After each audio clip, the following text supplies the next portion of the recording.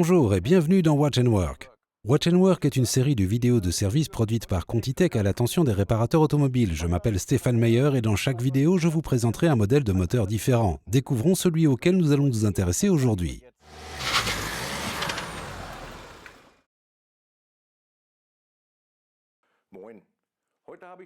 Aujourd'hui, je vais vous présenter un moteur Ford. Nous avons ici un bloc TDCi 1,6 litres de 85 kW issu d'une Ford Focus 3 de 2011.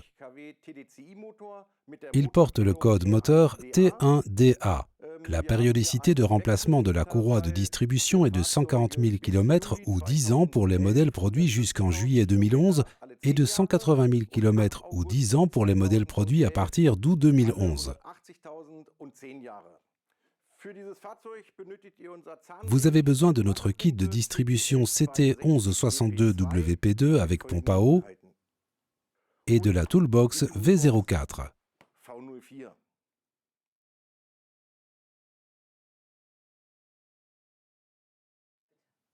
Comme d'habitude, nous utilisons un moteur à l'état déposé. Les choses seront quelque peu différentes dans votre atelier avec le moteur monté sur le véhicule. Au préalable, vous devez déposer le démarreur, le support moteur, la courroie striée et le tendeur. Lors de la dépose du démarreur, insérez cet outil afin de bloquer le volant moteur à l'arrière de manière à pouvoir desserrer la poulie.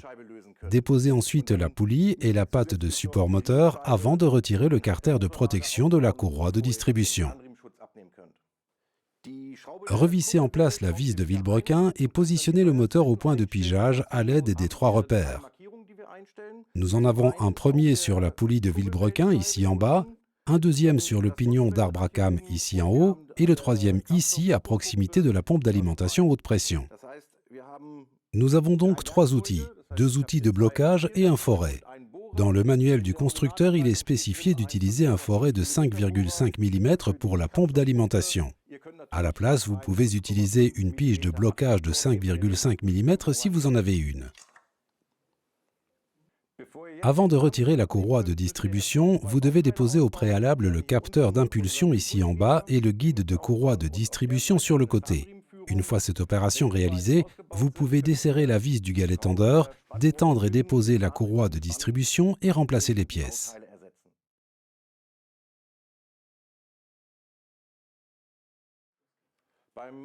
Lors de la pose du nouveau galet tendeur, veillez à le monter correctement. Le galet tendeur présente une encoche qui vient se positionner sur cet ergot situé sur le moteur.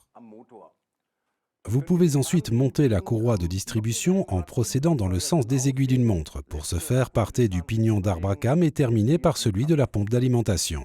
Retirez la pige de blocage du galet tendeur et pour faire tendre la courroie de distribution, insérez une clé Allen dans l'excentrique et tournez-le dans le sens inverse des aiguilles d'une montre jusqu'à ce que le curseur se trouve au centre de l'encoche aligné avec l'ergot.